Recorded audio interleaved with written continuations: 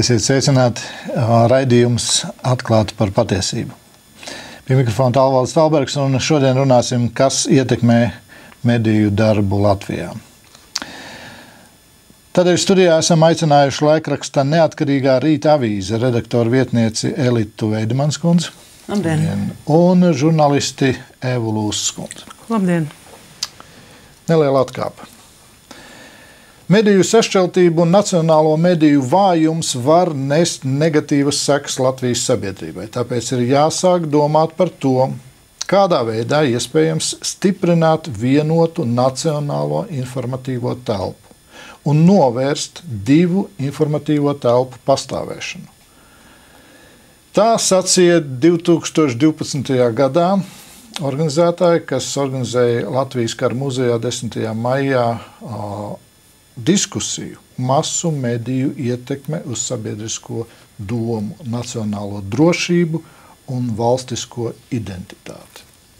Vispirms, Veidemans kundze, vēlos jums jautāt. Jūs redzat, ir izveidojusies kaut kāda vienota mediju telpa, jeb mēs vēl esam turpat 2012. gadā? Es domāju, ka mēs esam ne tikai 2012. gadā, bet kaut kādā 2000. vai 1988. gadā. Tā vienotā mediju telpa nevar būt vienota, jo, teiksim, 88. gadā, jau es to pieminēju, bija divas mediju telpas. Bija tāda tautfrontiskie mediji un bija interfrontiskie mediji, avīzes lielākoties, tad radio, televīzija, bija tautfrontiskie mediji un dažas avīzes bija interfronts mediji.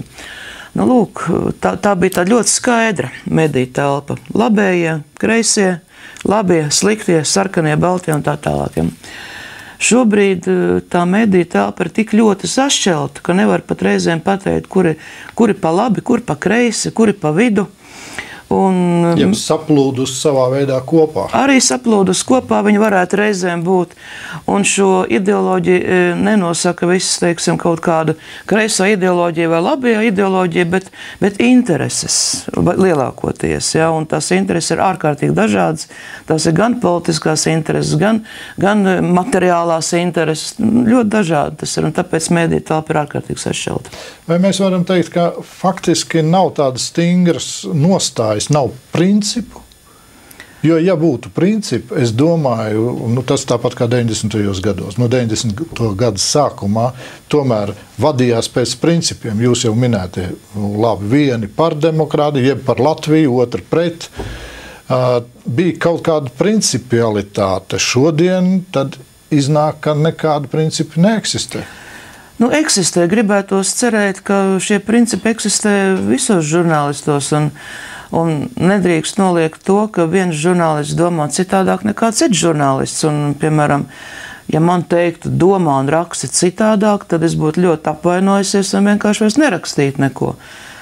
Jo es rakstu un domāju tikai tā, kā es rakstu un domāju, un neviens man nevar pavēlēt domāt kaut kā citādāk. Tā kā es domāju, ka žurnālisti lielākā daļa tomēr ir balstās uz saviem personiskiem principiem. Kādi tie ir, tas cits jautājums.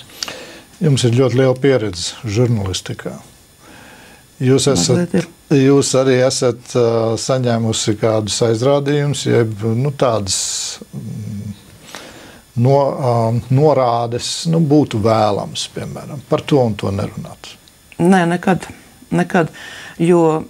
No jums baidās? Nē, no manis, kāpēc lai no manis baidītos? Vienkārši es, cilvēki, tie, kuri man darba devēja, viņi uzskata, ka laikam es esmu tiesīgi domāt tā, kā es domāju. Un tā rupi izsakoties bāzt pirkstu mutē nevajag, to var nokost, ja. Un tāpēc man neaizrāda. Protams, ir bijis aizrādījums tāds, ka varbūt, ka netika asi.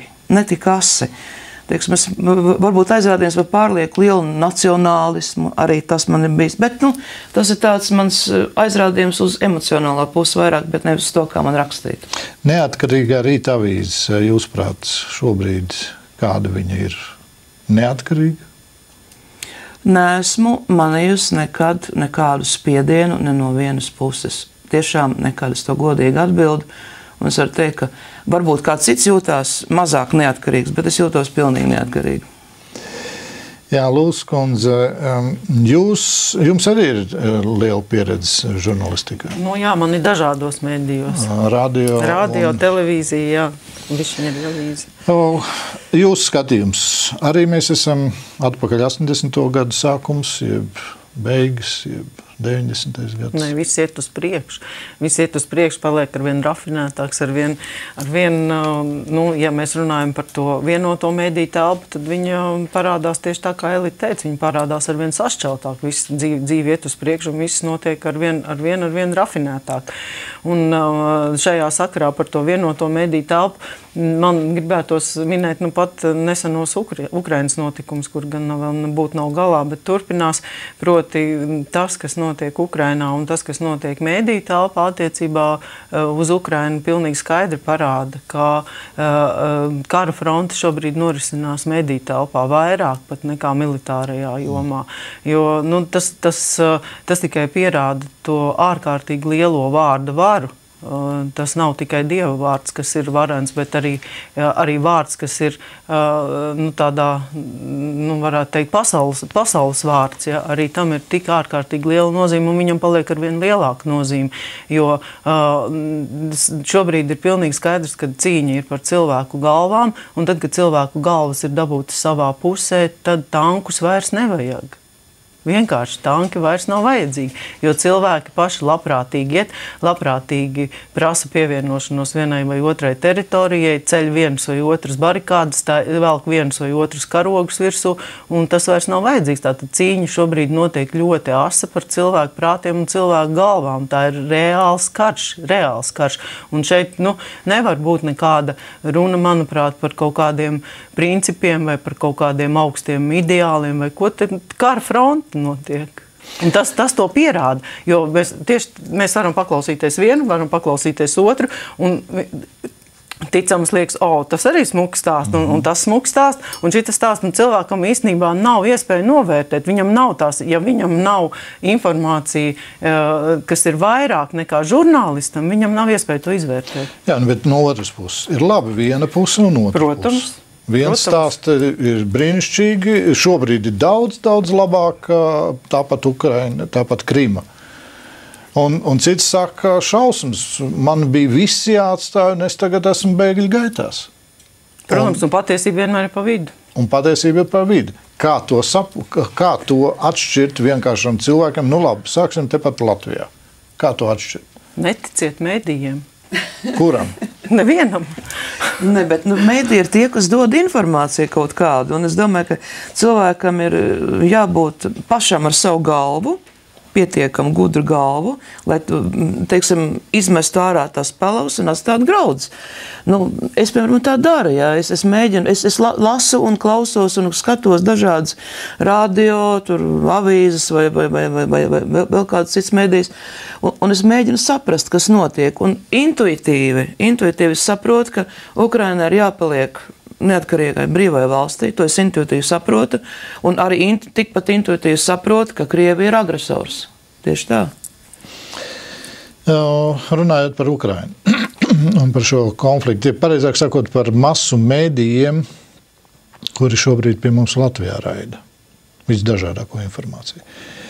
Labi, šobrīd ir aizvērts viens kanāls Rasija, ja nemaldos Latvijā. Un tā vietā ir cits tāds pats kanāls. Tieši vēl sliktāk.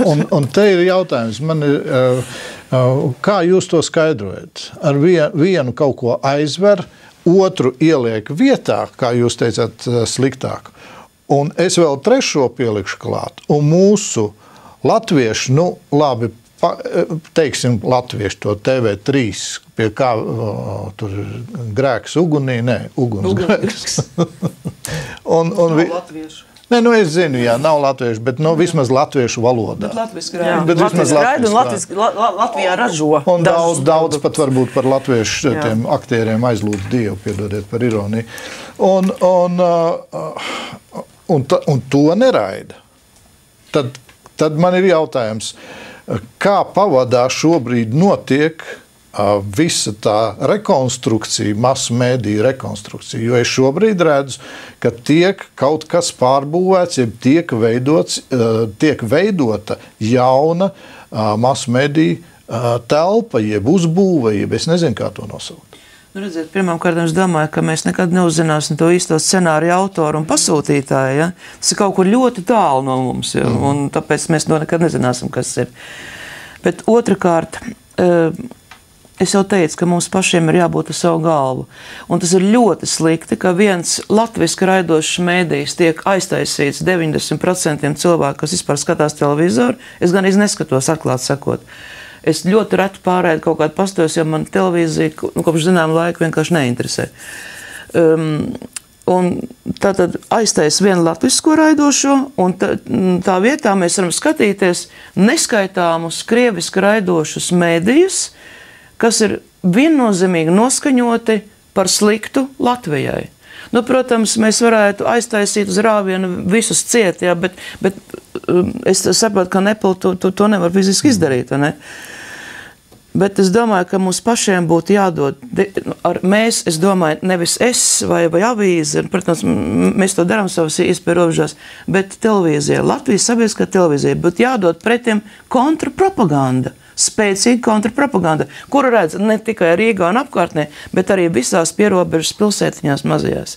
Lai tantīte Zilupē zinātu, ka Latvijā prezidents sauc Jānis Bērziņš, premjerministri Laimdots Straujam un tā. Tagad viņi domā, ka mūsu prezidents ir Vladimirs Putins, diemžēl. Tas ir Latgales pusē. Jā. Nu jā, un tas, ko Elita arī teica, mēdīs, ja? Jautājums jau ir par to, vai to krieviski raidošo vispār to Rusiju, piemēram, 24, vai viņi var saukt par mēdīju, vai viņš ir tiešām pilnīgi skaidri jānodefinē kā propagandas ierocis. Uz viņu varētu neatiecināt arī visus uz mēdīju vidu saistošos likumdošanas aktus. Bet, manuprāt, ir viens labs risinājums, ko es jau arī Dimanta kungam nepavadītājiem esmu nosūtījis, jo manā izpratnē šajā tieši tā kanāla aizslēgšana tas pilnīgi neko nedod. Ja? Tas ir neefektīvs risinājums, ja mēs gribam kādu sist vai kādu ievainot. Visefektīvākie ieroči šobrīd ir ekonomiskie ieroči, un viņi ir pielietojami. Viņi ir pielietojami pozitīvas diskriminācijas nolūkā, proti atstāt tā saucamajās pamatpakās, kuras ir pieejamas visiem skatītājiem, atstāt tikai Latvijā ražotos un latviski raidošus mēdījus. Ja? Un pārējos visus, ja mēs gribam viņus skatīties, lai viņi tur ir, lai ir 25, lai 30 lati mēnesī pa viņiem jāmaksā. Mēs viņus neslēdzam ciet, bet lai maksā par to. Un otra lieta, pilnīgi noteikti, ko padoma arī šo 2 gadu laikā, kopš ir stājusies jau amatā jaunā vadība, nav izdarījusi, tas ir tas, par ko ir gadiem runāts, ka retranslētajiem kanāliem neļaut pelnīt. Šobrīd viņi skalo Latvijas iedzīvotājs smadzenes un vēl plus pelnu uz to. Tas ir tas briesmīgākais, ka viņi vēl joprojām nav noregulēts šis reklāmas tirgus. Un par sabiedrisko mēdīju es piekrītu, jā, kontrapropaganda tieši tā, bet sabiedriskais mēdījis to gadiem nav darījis, un maz ir ticams, ka šobrīd tas arī tā notiks, jo ir darīts pilnīgi pretējais. Mūsu valsts ir gremdēta, ir stāstītas visādas ķēngu lietas un tikai sists viens otram pa seju, ja? Un tas neveicina to, ka man ir lepnums par manu valsti un man gribas šeit dzīvot. Tā ir bijusi visu laiku, un arī viņi turpina būt lielā mērā, es nesaku pa visiem raidījumiem, bet lielā mērā tā turpina būt pretvalstiska ideoloģija, jo viņa neveicina vēlmi šeit dzīvot, lepnumu par savu valsti, par vietu, kur tu esi dzimis, par cilvēkiem, galu galā arī par valsts vadītājiem. To nedrīksti darīt, lai kā tev arī varbūt nepatikt viena vai otra valsts vadītāja rīcība, bet viņš ir tavas valsts vadītājs. Viņš ir tavas valsts vadītājs. Tu vari varbūt kaut kādā privātā veidā vai kā, bet vērsties ar kaut kādām vēstulēm pret valsts prezidentu. Tas ir valsts simbols. Tieši tā, es pilnībā piekrītu, jo, teiksim, reizi gadā mums parāda 18. novembrī, piemēram, karaspēka parādi, tādas pozitīvas uzrunas, kaut ko pozitīvu, ar to vien nepietiek, lai cilvēki sāktu mīlēt savu valsti. Bet mēs atļaujamies ķēngu vēstules sūtīt apkārt, ja? Mēs atļaujamies nozākāt valsts simbolus. Es kategoriski pret to iebilstu. Kas ir šie cilvēki, kas vienkārši uzskata, ka viņi to drīkst darīt. Tie, kas staigā ar krekliņiem, kur rakstīts Grende atkāpies, tā ir tā kultūras, šis ir kultūras pienesums, tā varētu saukt. Man ir žurnāls Svētdienas rīts, ļoti vecs, sens, pagājušā gada. Un Lūsas kundze, jūs sakat tā, sabiedriskajos medijos šobrīd notiek elementāra nodevība. Jā. Sabiedriskie mediji ļoti izteikti pāriet varas pusē. Ko jūs ar to domājat? Tobrīd tā bija viena konkrēta partija, kuras tobrīd domāju, un es joprojām tā domāju, tāpēc, kad ir, tas man nav jāslēp, jo ir pilnīgi skaidrs, ka šobrīd gan Latvijas radio un Latvijas televīzijas vadība lielā mērā pilda vienas partijas pasūtījumu, vienas partijas uzstādījumu. Tas ir redzams gan politiskajos apskatos, gan izvēlē, kurus cilvēkus aicināt uz diskusijām, kurus neaicināt uz diskusijām. Tie cilvēki, kas orientējas šajās ideoloģiskajos strāvojumos, to ļoti ātri fiksē, to ļoti ātri redz, un tas nav nekāds noslēpums. Un tas joprojām, diemžēl, turpinās.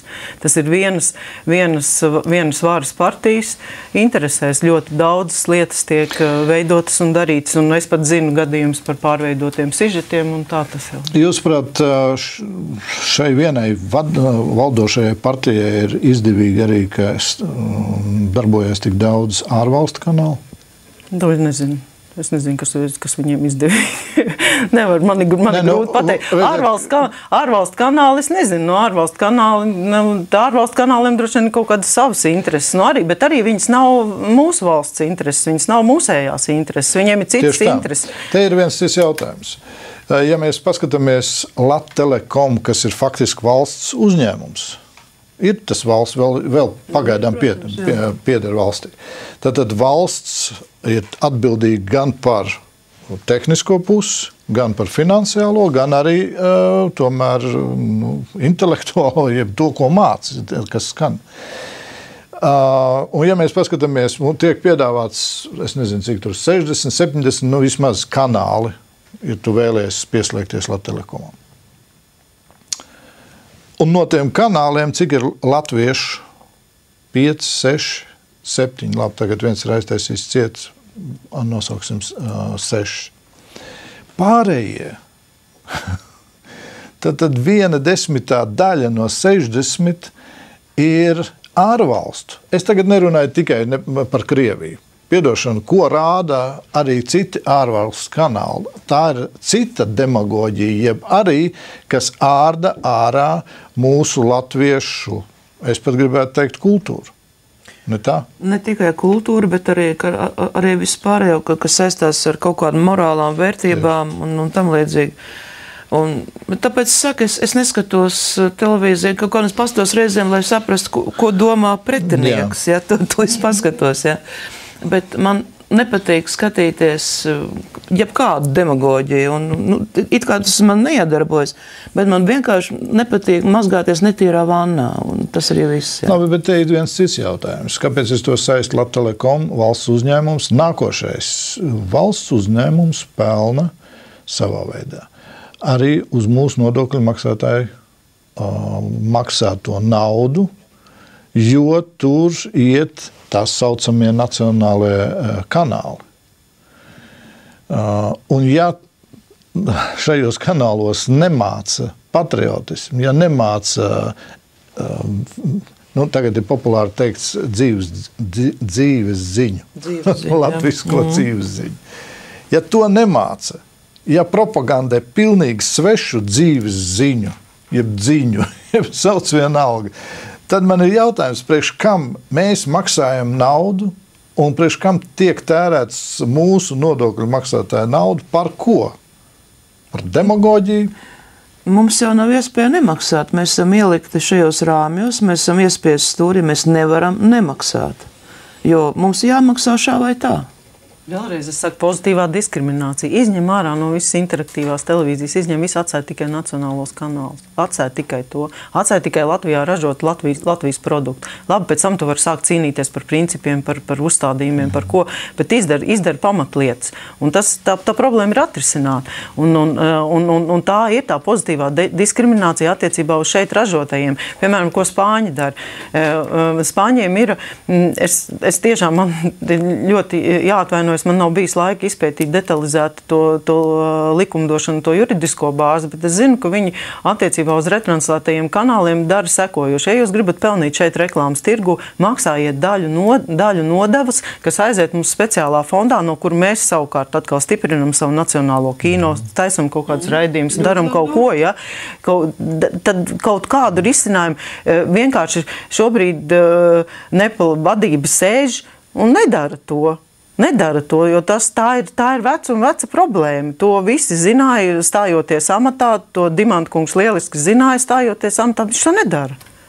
Jo tās lietas viņas ir izcināmas. Viņas nav tā, ka arī nav tā, ka obligāti ir jāmaina likums, tad 8 gadi atkal jāsēž pie elektroniskā plašsaziņu līdzekļu likuma, kā bija iepriekšējā. Nav tas jādara. To var izdarīt esošās likumdošanas ietvaros. Un turklāt ir Eiropas Savienības valstu precedenti, kurus var pētīt, kādā veidā to izdarīt. Ja?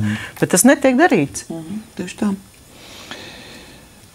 Es, kad skatījos, mums ir 4954, tas ir pēc 2012. gada statistikas datiem, 4954 dažādi mediji. Latvijā. 4954. Es pieņemu, ka 954. ir Latvijas Kristīgais radio. Labi.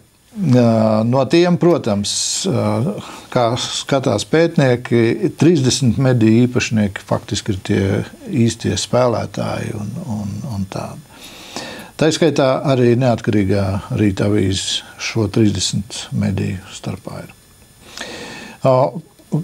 Kāds ir jūsu mērķis, ko jūs par galveno savā avīzē uzskatāt? Ko pateikt cilvēkiem? Un tad ir otrs jautājums. Jūsuprāt šodien, cik vispār avīze kā medijas spēja ietekmēt cilvēku domāšanu? Tie ir ļoti dažādi divi jautājumi, ko mēs piedāvājam un ko mēs domājam, kā mēs ietekmējam. Ja?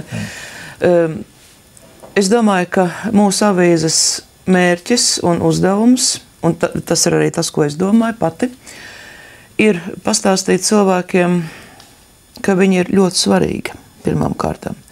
Pastāstīt viņiem par patriotismu, dot viņiem šo patriotismu devu, dot viņiem dzimtenes mīlestības devu, palīdzēt viņiem dažādos jautājumos, kurus viņi mums uzdod. Viņi jautā mēdījiem, ko mums darīt tādā situācijā. Mēs viņiem palīdzam atrisināt šos jautājumus. Mēs atmaskojam netīros politiķus, netīros pēdiņās darba darītājus, kuri dara cilvēkiem pāri, kuri ir negodīgi, kuri ir zaglīgi. Es domāju, ka tādam uzdevumam jābūt ar visiem mēdījiem īstenībā, bet galvenais ir šis patriotisms, dzimtenes mīlestība, vēstures izpratne, pareiza vēstures izpratne, jo mēs ļoti daudz vēsturniekus intervējam par ļoti daudz dažādiem jautājumiem. Bet tas, ko viņi no mums gūst, gal galā, vai tas aiziet līdz viņam un kā mēs spējam ietekmēt. Man šķiet, ka, teiksim, tā saucamajos Krievu laikos, es strādāju ļoti ilgi tomēr presē. Es atceros, ka, ja padomu jaunatnē strādājot, ja toreiz mēs uzrakstījām kādu kritisku rakstu par kaut ko, reakcija bija momentāna. Momentāna bija reakcija, un attiecīgais cilvēks, kur mēs kritizējām, dabūja taisnoties, dabūja atbildēt, un beigās viņš tika arī atbrīvots no amata, vai arī pats aizgāja. Šobrīd ir tā, ka ļoti daudziem politiķiem tas ir kā pīlai ūdens, un tas neatiecās tikai uz mūsu avīzes kritiku, bet tas attiecās uz daudziem mēdījiem, kas vienādi vai otrādi kritizē esošo varu, kaut kādas tās pārstāvjus, vai biznesmeņus negodīgs un tam līdzīgā. Bet galvenais par varas runāja. Tātad varai vajadzētu reaģēt uz to adekvāti. Ja? Tātad izanalizēt savu rīcību, ņemt vērā. Varbūt vara nelasa neatkarīgo Lasa. Pirms plenārsēdēm. Un plenārsēžu laikā arī lasa, bet viņiem tas tik un tā kā pieli ūdens. Viņi paliek savos amatos. Ir tādi gadījumi, kad nepaliek. Patiešām tas troksnis sataisīs tik liels, ka viņi vairs nevar nosēdēt tā krēsls. Tas krēsls paliek tik slidens, ka viņi nošļūk nost vienkārši. Ja? Bet ne savas gribas pēc. Es atceros tagad, pirmais, ko es atceros, ir Kārlis Krēsliņš, kurš aizgāja no deputāta krēsla. Viņš pats aizgāja. Nevis gaidīja, ka viņam kāds iespers ar kāju. Ja? Un es domāju, tas bija ļoti vīrišķīgi un godīgi, ko viņš izdarīja. Kaut gan viņa dēls ir pilngadīgs, kaut gan viņam pašam jau sen ir jāatbild par savu rīcību, bet tik un tā viņš uzskatīja, ka viņa dēls met ēnu uz partiju, kurā atrodas Kārlis Krēsliņš. Ļoti vīrišķīga rīcība. Es domāju, ka tā vajadzētu rīkoties ļoti daudziem politiķiem. Jūsuprāt, kurš masmedijs visietekmīgākais šobrīd, kas spēj, kā Lūsas kundze sacīja, paņemt tās galvas? Sarežģīts jautājums. Jo šobrīd tās galvas ņem, lūk, viens masmedijs, viņam ir tāda auditorija, šīs galvas mēs paņemam, nākamais masmedijs pilnīgi cita auditorija, šīs galvas viņi paņem, un trešais medijs paņem atkal savas galvas. Un tad, tā kā šiem masmedijiem ir dažādas politikas, tad ir ļoti dažādas galvas, un šīs galvas mēs nevaram savienot vienā pūlī, vienā, teiksim, tādā masā kopīgā. Jā. Tā kā ļoti dažādas. Tas pats, kas ar daudzpartijiskumu. Jā, protams, pārāk daudz partiju, pārāk daudz mediju. Jā, lūdzu. Ja runājam par elektroniskajiem medijiem, tad sabiedriskais medijs ar 13, manuprāt, miljonu gada dotāciju no valsts ir absolūti ietekmīgais līderis, tas ir Latvijas televīzija. Turklāt plus vēl viņiem ir slēpta veida dotācija, kur viņi piesaista naudu gan no dažādiem neatkarīgiem producentiem, no valsts un pašvaldības institūcijām, dažādas raidījumus apmaksātāji vēl viens, un vēl jau ir piedalīšanās reklāmas tirgu. Tātad 3 lieli finansu avoti, kur man ir grūti iedomāties, jebkurš komerc struktūrā strādājošos jums, piemēram, Latvijas kristīgajiem radio pa 13 miljonu dotāciju no valsts atlikt tikai plaukšķināt līdz bezgalībai. Un turklāt vēl ņemot vērā, ka es esmu redzējis jūsu reitingus vienā Saeimas sēdē, un tie nebūtu nav zemi. Un tāpat laikā tiek šobrīd piešķirts 500 000 jauniešu raidstacijas izveidei, kurai ir daudz zemāks reitings nekā jums, varbūt tad rēķinam pēc reitingiem, pēc ietekmes, un tad sadalām to naudu visiem vienlīdzīgi, nevis iedodam vienam, un turklāt ļaujam vēl konkurēt reklāmas tirgu. Ja? Tas ir viens, bet otrs, kas es gribētu Elitu papildu, man ļoti patika, kā Elita teica, kad par to mērķi, kāpēc vispār mēdījiem strādāt un kāpēc viņam būt, jo es viņu varbūt ļoti, ļoti līdzīgi nodefinētu, bet jau ņemot vērā to, ka man ir, esmu daudz mācīta kristietības pamatos, tad attiecībā arī uz to, jo, kas tad ir jebkuras mūsu darbošanās pamatā? Tā taču ir palīdzēšana līdz cilvēkam, darbošanās viņa labā. Tas ir tas, ko Elita to arī noformulē, es varbūt no cita punkta, bet tas tiešām ir palīdzēt cilvēkam. Kad viņš ir laimīgāks? Viņš ir laimīgāks tad, kad viņam ir stabila ģimene. Tātad runājam par to. Kad viņš ir laimīgāks? Tad, kad viņš mīl savu valsti, viņš labi jūtas šeit, viņam patīk šeit, viņš priecājas, ka viņš te dzīvo. Tad tas ir tā nākamā lieta. Ja? Tad, kad viņš saprot kaut kādas vērtības sistēmas, dodam arī to, rakstam par kaut kādiem, varbūt arī tādiem piemēriem, kur cilvēki var iedvesmoties no tā, kā viens, piemēram, kaut kādas grūtības pārvarēs. Atbildēt viņam uz viņu interesējošo jautājumu. Tieši tā, ja viņam interesē tā lieta, tad tas ir tas mediju, kā starpnieka uzdevums atbildēt uz to, palīdzēt viņam. Tā ir tā virsmisija palīdzēt. Tie standarti, kas, diemžēl, arī Latvijas mediju vidē tika ieviesti savulaik ar laikraksta dienas starpniecību, tie bija pilnīgi atžgārni. Un viņi varbūt ir darbojoši kā principi, bet tie nav kā virsmērķi. Viņus var varbūt lietot kā instrumentāriju, ja, proti tur objektivitāti, tur viedokļu daudzveidību un viss tas tālāk, ja. Objektivitāte tur liels jautājums. Nu jā, bet tu viņu vari lietot kā instrumentāriju, bet tu viņu nevar uzstādīt kā virsmērķi, ja. Virsmērķim ir jābūt kaut kam lielākam, kaut kam, kas ir virs tā, jo šie ir instrumenti, ar kuriem darboties mediju vidē, un viņi, protams, ir vērtējami tā, vai tur var vēl uzlabot vēl kaut ko un tā, bet tas, kas savulaik arī ar laikraksta dienu vadības starpniecību Latvijas mediju vidē tika nodarīts. Es domāju, ka 13 gadus un vēl mēs tās sekas vēl ēdam un vēl droši vien ēdīsim ilgi. Bet tie arī nav standarti, kas veicina šīs vides attīstību un kaut kādu pozitīvu virzību. Bet kā jūs redzat vispār pasaulē masmediju virzību? Tur jūs redzat kaut ko labu? Nezinu, es baigi mācīt. Grūti jau pateikt, jo es neesmu pētījis šo jautājumu dziļāk. Nu, ir jau divi virzieni, tomēr, teiksim, kaut kāds dzeltenās preses virziens un kaut kāds analītiskās preses virziens. Mēs CNN, BBC, visi šie te kanāli. No vienas puses, kad tos paskatās, to var redzēt, tas atkal ir viens īpašnieks, kas to visu saka labi dažādās studijās. Un vai te nav tas, kas šobrīd arī Latvijā tiek darīts?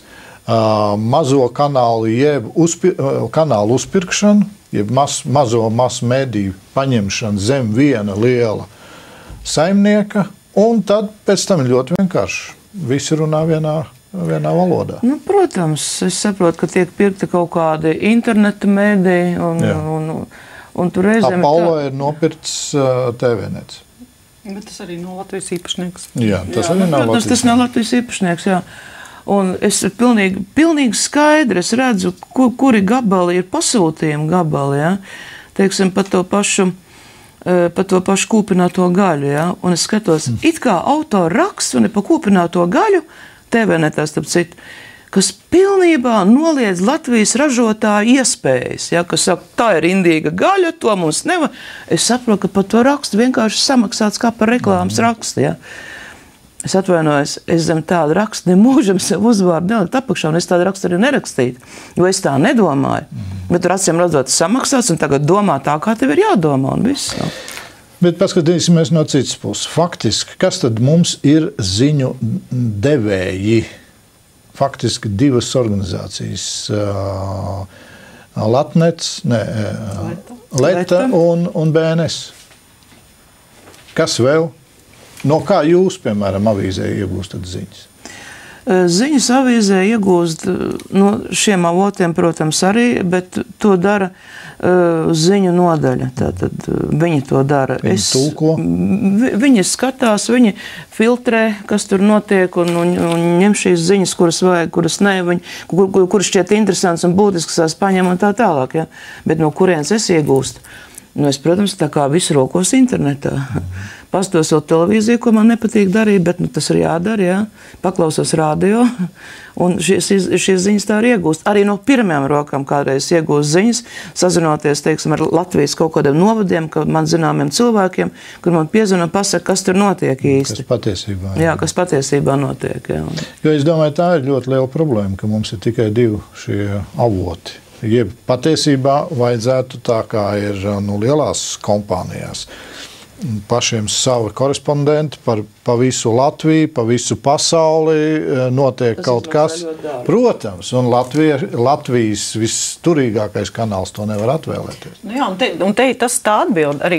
Tā ir viena atbild ir uz diviem jautājumiem. Gan pa mazajiem medijiem, kur ir spiesti pārdoties, nelabprāt. Viņi negrib to darīt, bet viņi to ir spiesti darīt tikai tāpēc, ka es vēlreiz atgriežos pie to, ka nav noregulēts šis konkurences tirgus. Ja ir viens spēlētājs ar 13 miljonu budžetu plus, viņš piedalās reklāmas tirgo, maziem vienkārši nevar izdzīvot. Tas nav iespējams. Tātad nav radīta šī vienlīdzīgā situācija, un mazie ir spiesti to darīt. Ne aiz laba prāta, neviens to negrib darīt.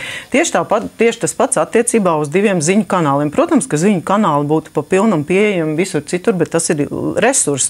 Vieglāk ir nopirkt vienu letas lentu un visu balstīt uz to. Protams, tur ir atkarīgi redaktoru pieredze un tā tālāk, cik daudz viņš izfiltrē, cik daudz viņš pieliek klāt, cik daudz viņš saprot, cik daudz viņš atcerās, ka šī ziņa ir saistīta ar to, un viņš jau to stāstu var uzbūvēt ļoti feinu arī, ja, jo viņš jau no tā viņš redz to laukumu, viņš pārredz, un tad viņš var izvēlēties. Ja. Tas jau ir atkarīgs arī no producentiem un ziņu redaktoriem. Bet tas ir atkal resursu jautājums, un tas ir tikai, es atgriežos atkal pie tā, kad ir vajadzīga šī pozitīvā diskriminācija attiecībā uz visiem, gan rakstošajiem, gan reģionālajiem, gan visiem pārējiem mēdījiem, gan uz elektroniskajiem. Viņi ir vajadzīgi pozitīvi diskriminēt mūsējos. Un otrs ir tiešām sakārtot šo vidi tā, lai tās iespējas paliek lielāks, jo skatītājs un klausītājs un lasītājs būs no tā tikai ieguvējs. Jo tas mēdījis to labprāt darīt, bet viņš to nevar atļauties. Viņš to nevar atļauties tāpēc, ka viņam ir šis ierobežotais resurs. Vienam žurnālistam ir jāražo noteikts daudzums ziņu, noteikts daudzums gabalu, un viņš nevar izvēlēties, tāpēc varbūt dārgāko ziņu iegūšanas avotu, kas būtu daudz interesantāks un daudz vērtīgāks. Atgriežamies pie pirmā jautājuma par drošību, jau ar ko mēs iesākām. Daudzie kanāli faktiski nes pilnīgi nedrošību mūsu valstī. Ne tā? Nu, protams. Un tad, kad paklausās kādu Krievijas televīzijas kanālu, tad pat mani, kas ļoti skeptiski noskaņot pret jebkādu raksturu ziņām, es vienmēr tā ļoti skeptiski izturos pret ziņām. Ja. Pat es sāku domāt ārprāts, kas notiks, ja no rītā ienāk Krievu tanki. Ne? Man pilnīgi pārņem kaut kāda tāda viegla panika. Ja? Un es domāju, mēs pat sākām mājās runāt, ko mēs darīsim, uz kuriem mēs dosimies. Mums ir 6 dzīvnieki, kur mēs viņus liksim, ja? Kā mēs viņus paņemsim. Pilnīgi nopietni mēs par to sākām runāt. Ja? Tātad tas nozīmē, ka ne tikai man, bet arī lielai cilvēka masai ir šī trauksmes sajūta. Bet neviens man šo trauksmes sajūtu nevēlās, teiksim, mazināt. Un tas man kaut kā sāk nepatikt. Nemazinājās, ka parādījās ziņa, ka 4 bumbvedēji vairāk tiek atsūtīti mums uz Latviju. Kā viņi, teiksim, pasargās mani no tām briesmām? Vismaz. Jā, ja mēs runājam par 4 vai 44 bumbvedējiem, no vienas puses, protams, tas nav labi, ka te varētu tikt izvietots NATO bāzes, kaut gan mūsu karaspēks arī ir NATO karaspēka daļa, ja? Arī mēs esam NATO, ja? Bet no otras puses, varbūt, ka tā trauksmes sajūta tad arī mazinātos beigās. Ja? Man negribas piekrist, domāju, ka tā būtu tāda pati okupācija kā 39. gadā, kad šeit Latvijā ienāca PSRS armijas daļas un šeit bāzes iekārtoja. Es nedomāju, ka tā būtu tāda pati okupācija. Galīgi es to nedomāju. Es domāju, ka tā būtu drošības sajūta lielāka. Savā veidā es teikšu, paraugu demonstrējums notika tagad Krimā. Protams. Tas ir parauga demonstrējums, kā vajag paņemt mierīgi teritoriju. Kādas problēmas? Protams, es nezinu, tur noteikti arī ir notikušas kaut kādas tūcīņas un kautiņi un kaut kas tam līdzīgs. Ja? Ne jau tik gludi, kā tas ir parādīts.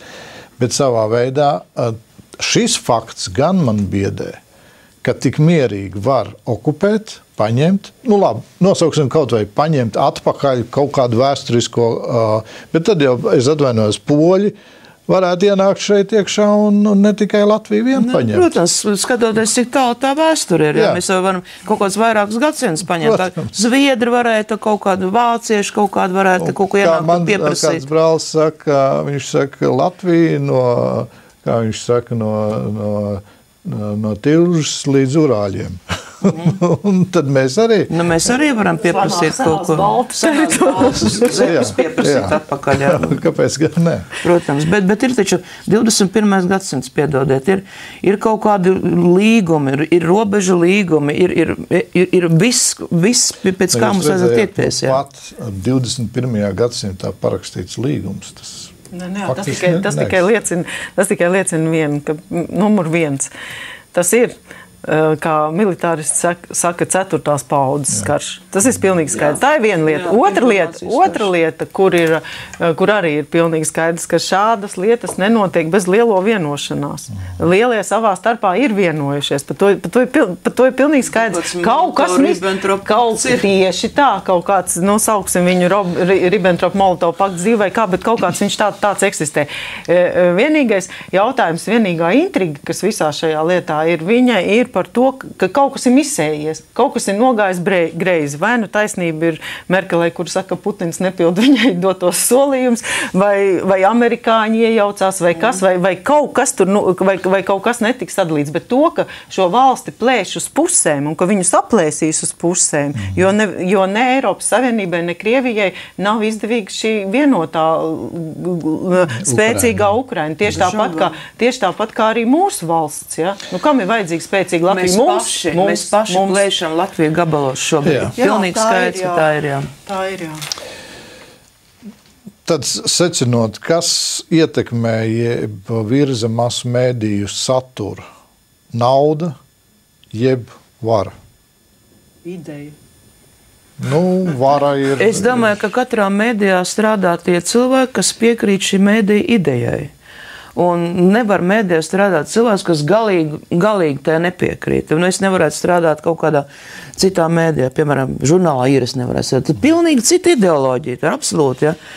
Un es arī kaut kādā citā varbūt nevarētu strādāt, bet es varu strādāt neatkarīgi arī tā vizija, jo es piekrītu šī mēdīja ideāliem, ja, un idejām un virzībai, es tam visam piekrītu. Jā, es arī domāju, ka nauda un vara ir varbūt līdzekļi, ja, varbūt, kas tiek ietekmēti un ko, bet pamatā ir ideja. Nu, kāpēc tu ej, kāpēc tu no rīta celies, kāpēc tu ej, kāpēc tu kaut ko dari. Nu, tas ir kuram cilvēkam. Nu. Un viņš atrod, kuriem nav šīs idejas, tad tie tiek pārpirkti, nopirkti. Nezinu. Vai grūti pateikt? Grūti pateikt. Ja kāds taisītos pirkt, es varētu to komentēt, bet man netaisās pirkt. Situācija ir sarežģīta, un kā jau jūs minējāt, Latvijā šobrīd es domāju, ka nav tikai šīs divas mediju telpas, te jau ir vairākas, un tas vēl vairāk biedē, jo ja nav vienotība pašu mājā, tad tā māja sabrūk, ģimene sabrūk, tauta sabrūk, valsts sabrūk, ja nav vienotības. Kā jūs redzat to ideālo variantu? Labi, Lūsas kundze jau sacīja, vajadzīga šī, kā jūs teicāt? Pozitīvā diskriminācija. Tas ir jauns termins, ko es arī esmu aizguvusi pa visādām sēdēm staigājot. Ļoti interesanti. Pozitīvā vardarbība no savā vietā.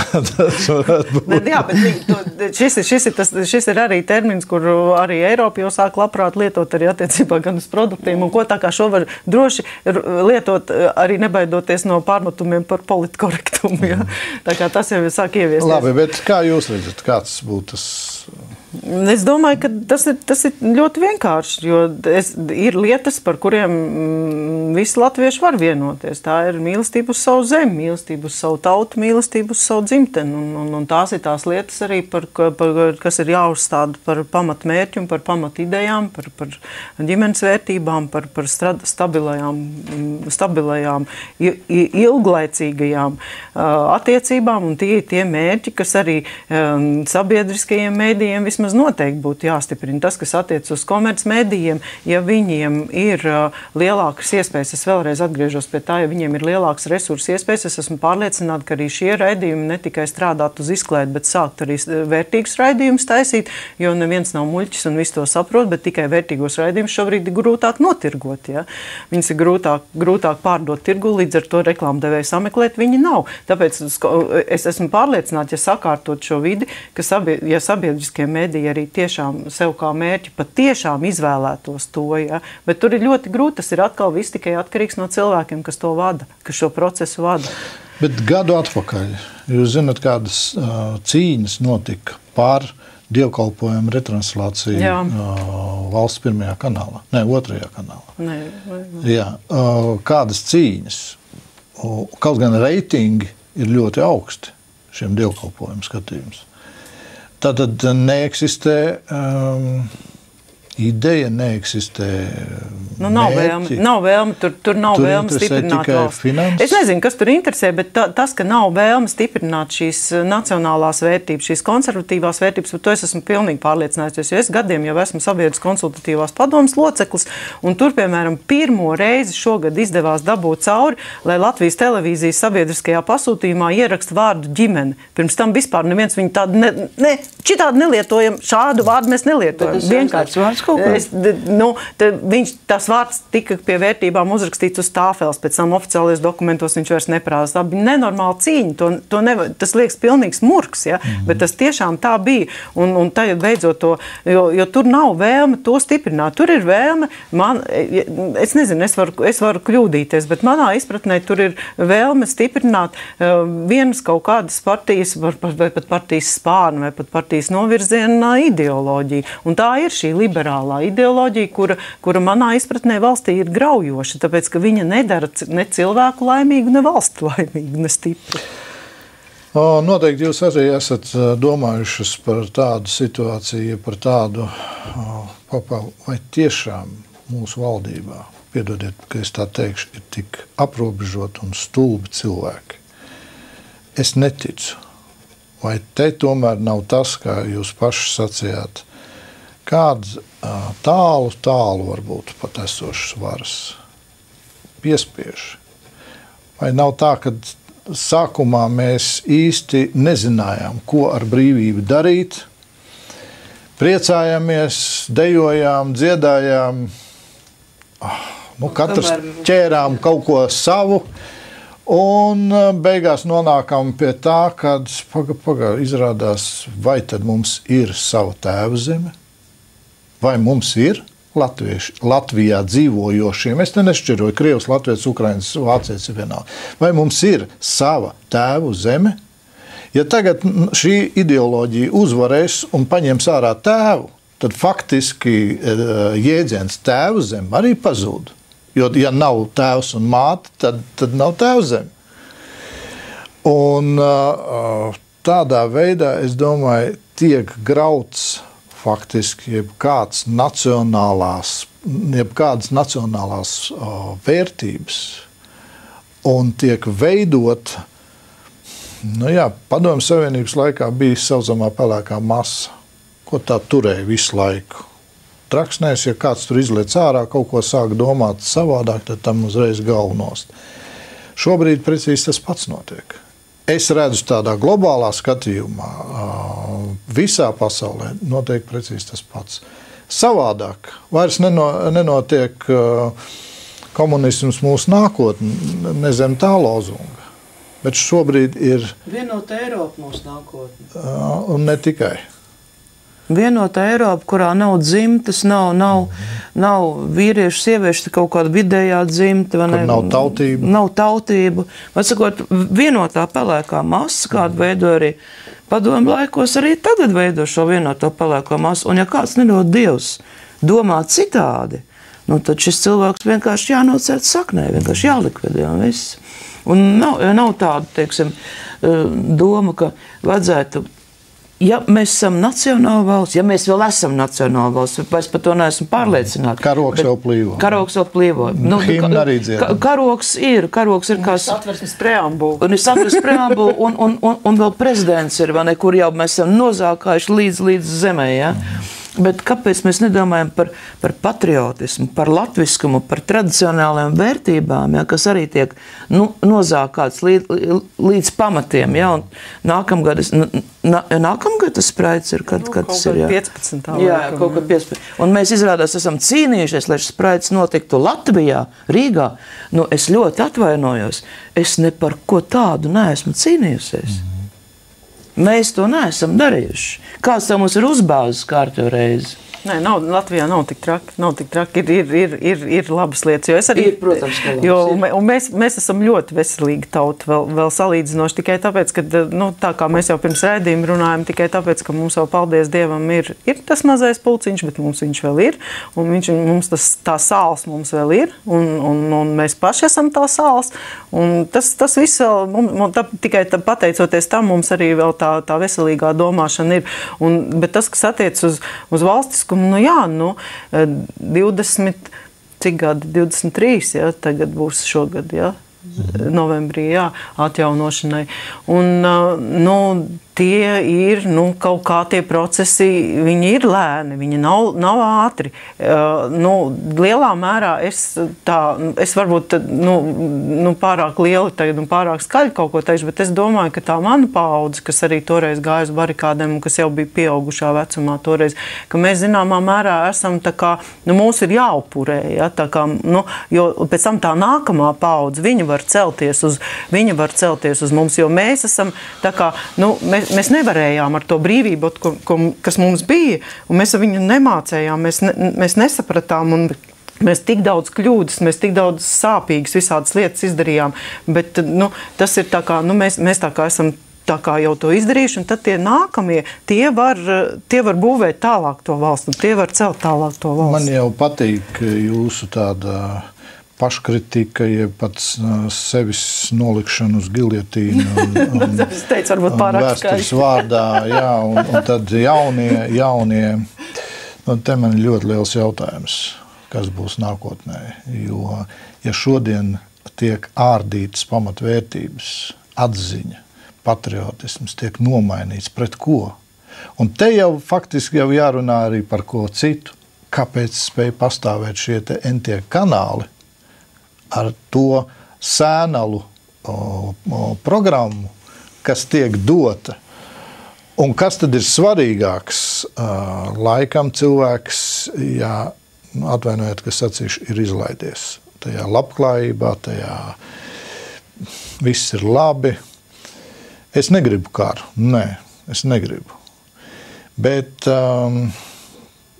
caur grūtībām cilvēks mācās patiesās vērtības, faktiski. Paldies jums, ka jūs bijāt. Studijā bija laikraksta Neatkarīgā Rīta avīze redaktora vietniece Elīte Vēdemans kundze un žurnaliste Eva Lūsas kundze. Paldies, visu labu!